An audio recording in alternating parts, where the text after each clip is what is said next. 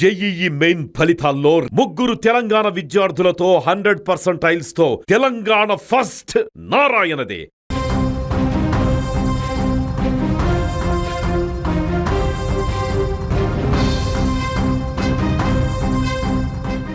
ఇక తమిళనాడు రాజకీయాల్లో Vijay king maker కాబోతున్నాడంటూ ఎన్నికలు జరిగిన నాటి నుంచి సుమన్ టీవీ మాత్రమే అంచనా వేసింది.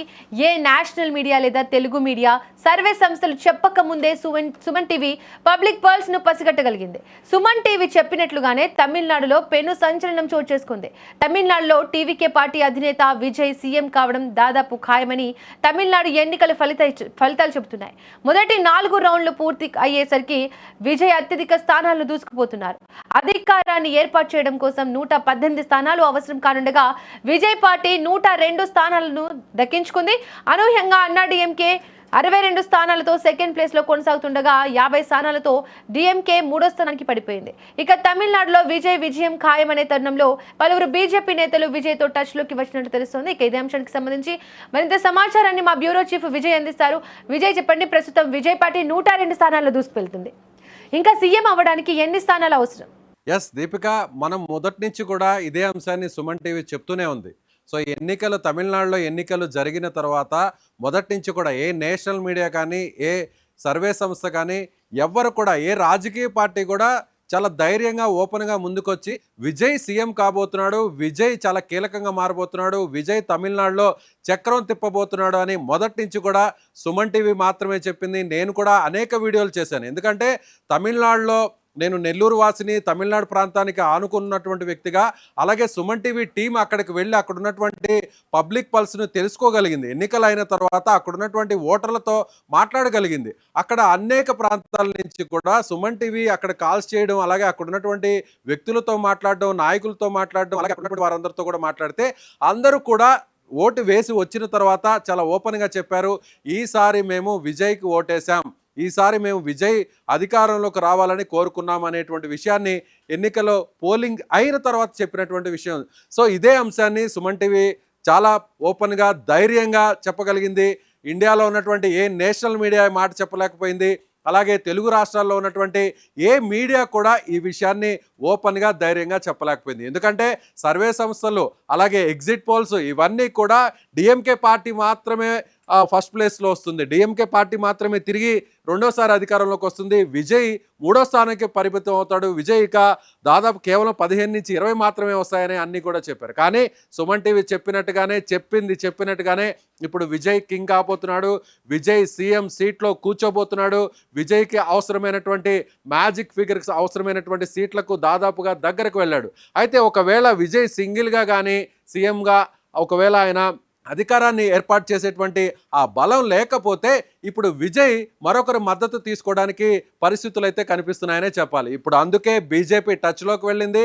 మొదటి నుంచి కూడా బీజేపీ కావచ్చు, అన్నా డిఎంకే ద్వారా విజయ్తో ఒక సన్నిహితమైనటువంటి సంబంధాలను పరోక్షంగా మెయింటైన్ వస్తూనే ఉంది. ఎక్కడా కూడా విజయ్ మీద బహిరంగంగా విమర్శలు అగ్రనాయకులు ఎవరు కూడా చేయలేదు. తమిళనాడులో ఉన్నటువంటి స్థానిక నాయకులు ఒకవేళ విజయ్ని విమర్శించినా కూడా అది తీవ్రమైనటువంటి స్థాయిలో లేదు. ఎందుకంటే భవిష్యత్తును ముందే ఊహించగలిగారు. అక్కడ ఉన్నటువంటి పరిస్థితులను అంచనా వేసే ఎప్పుడైనా కూడా అన్నా డిఎంకే బీజేపీ కూటమికి ఒకవేళ మ్యాజిక్ ఫిగర్కు దగ్గరగా ఉండి ఒకవేళ డిఎంకే అన్ని సర్వే సంస్థలు చెప్పినట్టుగా డిఎంకే ఫస్ట్ ప్లేస్లో వచ్చినా, అన్నా డిఎంకే సెకండ్ ప్లేస్లో వచ్చినా, టీవీకే పార్టీ థర్డ్ ప్లేస్లో వచ్చినా కూడా విజయ్ మద్దతు తమకు అవసరం ఉంటుంది అనేటువంటి ఉద్దేశంతోనే బీజేపీ ఆచితూచి వ్యవహరించింది. కానీ ఇప్పుడు మొత్తం ప్లాన్ అంతా కూడా రివర్స్ అయింది. ఇప్పుడు విజయ్ వెనక బీజేపీ నడవాల్సినటువంటి పరిస్థితి వచ్చింది, విజయ్ వెనక అన్నా డిఎంకే నడవాల్సినటువంటి పరిస్థితి వచ్చింది. మనం మొదటి నుంచి చెప్పాం, సుమన్ టీవీ మొదటి నుంచి చెప్పింది, జయలలిత ప్లేస్ని విజయ్ ఆక్యుపై చేయబోతున్నాడు. సో ఖచ్చితంగా అక్కడ అన్నా డిఎంకేలో నాయకత్వం లేమి అనేది చాలా స్పష్టంగా కనిపిస్తుంది. ఎప్పుడైనా కూడా తమిళనాడు రాజకీయాలు సినిమా రంగానికి ముడిపడి ఉన్నాయి. ఎంజీఆర్ దగ్గర నుంచి చూస్తే, అలాగే ప్రస్తుతం జయలలిత, గతంలో ముఖ్యమంత్రిగా పనిచేసినటువంటి జయలలిత కావచ్చు, అలాగే డిఎంకేలో ఫస్ట్ సీఎం అయినటువంటి కరుణానిధి కావచ్చు, వీరందరూ కూడా సినీ నేపథ్యం ఉన్నటువంటి వాళ్లే. ఇప్పుడు రెండోసారి డిఎంకే అధికారాన్ని చేపట్టడం అంత ఈజీ కాదు.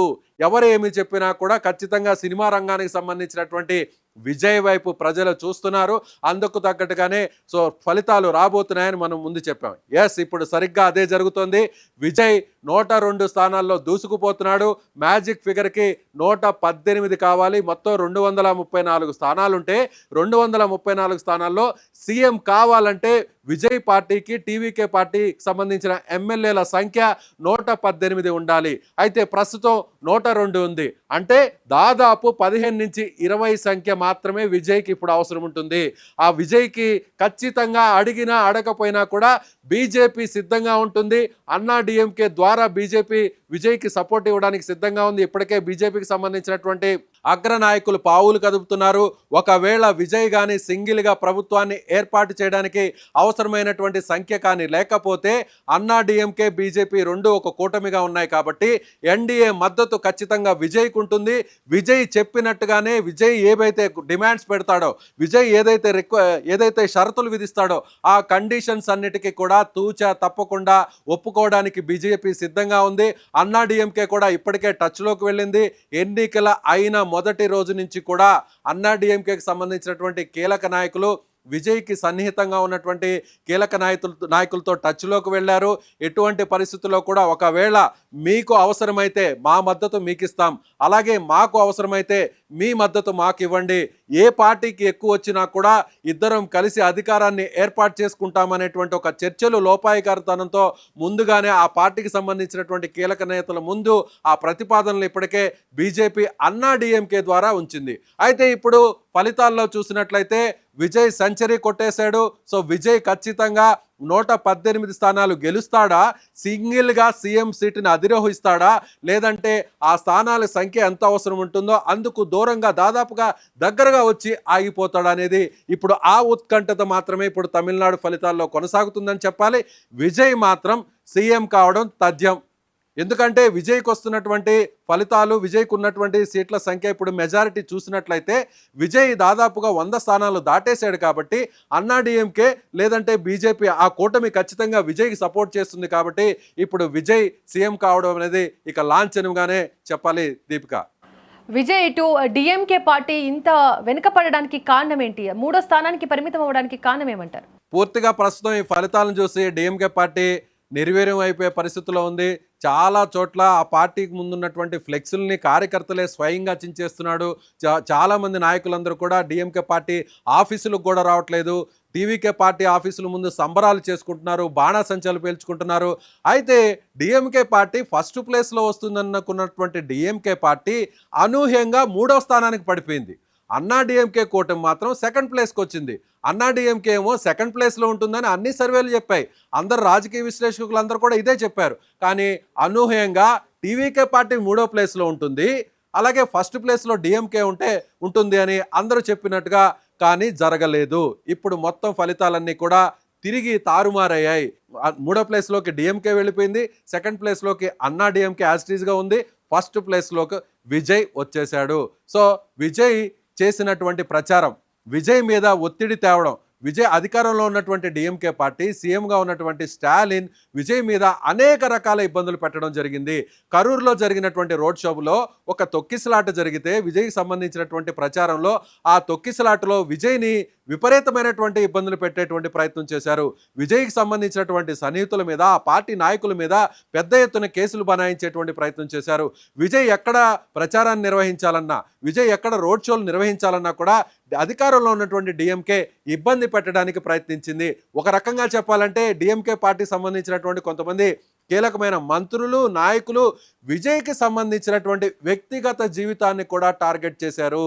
విజయ్కి సంబంధించినటువంటి అంశాలను ఎక్కడా కూడా పర్సనల్గా ఉన్నటువంటి ఆ పాయింట్స్ అంతా కూడా రాజకీయాలకు తీసుకొచ్చి ముడిపెట్టి విజయ్ తన సతీమణికి విభేదాలు ఉన్నటువంటి నేపథ్యంలో విజయ్ మీద చేసినటువంటి విమర్శలు, దుష్ప్రచారం ఇవన్నీ కూడా డిఎంకే పార్టీని దెబ్బతీశాయి. డిఎంకే పార్టీ మీద ఉన్నటువంటి వ్యతిరేకత, ఆ ప్రభుత్వ వ్యతిరేకతతో పాటు విజయ్ని టార్గెట్ చేయడం, విజయ్ని పరుష పదజాలంతో మాట్లాడడం, విజయ్కి సంబంధించినటువంటి వ్యక్తిగత జీవితం గురించి ఇలా బహిరంగంగా పదే పదే విమర్శలు చేయడం అనేది డిఎంకే పార్టీకి ఇప్పుడు కోలుకోలేని దెబ్బగా మారిందని చెప్పాలి. విజయ్ మొదటి నుంచి కూడా ఎవరు ఊహించని విధంగా ఏ పార్టీతో పొత్తు పెట్టుకోలేదు. ఎంతమంది పిలిచినా కూడా ఎవరితో నో అన్నారు. నేను సింగిల్గానే వెళ్తాను, సింగిల్గానే పోటీ చేస్తాను, సింగిల్గానే ప్రజలు నా వైపు మొగ్గు చూపుతారు, సింగిల్గానే నన్ను సీఎం చేస్తారని విజయ్ నమ్మాడు. అందుకు తగ్గట్టుగానే సింగిల్గా పోటీ చేశాడు.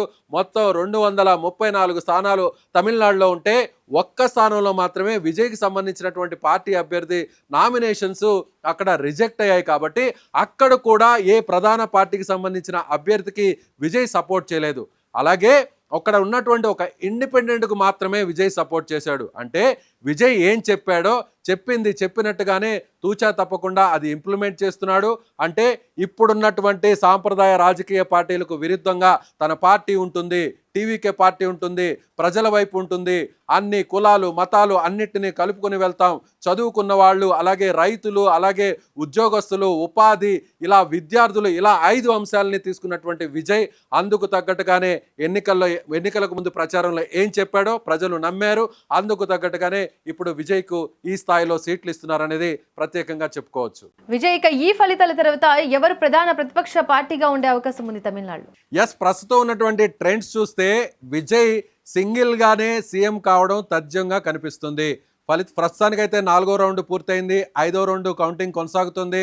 5వ రౌండ్లో కూడా విజయ్ తన ఎక్కడైతే అంటే సెకండ్ ప్లేస్లో ఉండి డిఎంకేకు అన్నా డిఎంకేకు పోటీ ఇస్తున్నటువంటి స్థానాల్లో అనూహ్యంగా విజయ్ కూడా కాస్త మార్జిన్లోనే కొన్ని స్థానాలు ఉన్నాయి. అంటే దాదాపు ఒక 20 స్థానాల్లో విజయ్కి సంబంధించిన పార్టీ మార్జిన్లోనే కొనసాగుతుంది. ఒకవేళ రౌండ్లు పెరిగే కొద్దీ, రౌండ్లు దాటే కొద్దీ దాన్ని కూడా విజయ్ క్రాస్ చేసేటువంటి అవకాశం ఉంది. అప్పుడు 118 స్థానాలు కానీ విజయ్ క్రాస్ చేస్తే ఖచ్చితంగా సింగిల్గానే సీఎంగా విజయ్ ఉండబోతున్నాడు.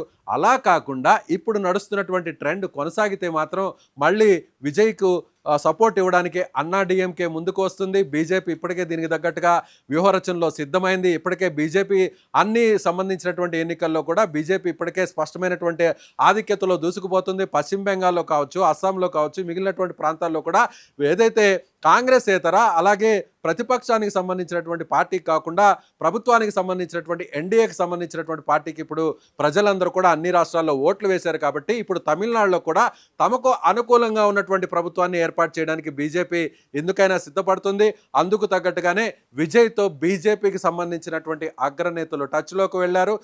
అన్నా డిఎంకే సపోర్టు లేదా బీజేపీ సపోర్ట్తో విజయ్ సీఎం అవుతాడా లేదంటే సింగిల్గానే సీఎం అవుతాడా అనేది మాత్రమే ఇప్పుడు మిగిలే ఉంది. ప్రతిపక్షానికి డిఎంకే పరిమితం అయిపోతుంది. రెండోసారి అధికారంలోకి వస్తుంది అనుకున్నటువంటి డిఎంకే అనూహ్యంగా 3వ స్థానానికి పడిపోయి ఇప్పుడు తమిళనాడు అసెంబ్లీలో ప్రతిపక్షానికి పరిమితం అయ్యేటువంటి అవకాశం ఉందనే చెప్పాలి. Right Vijay, thank you.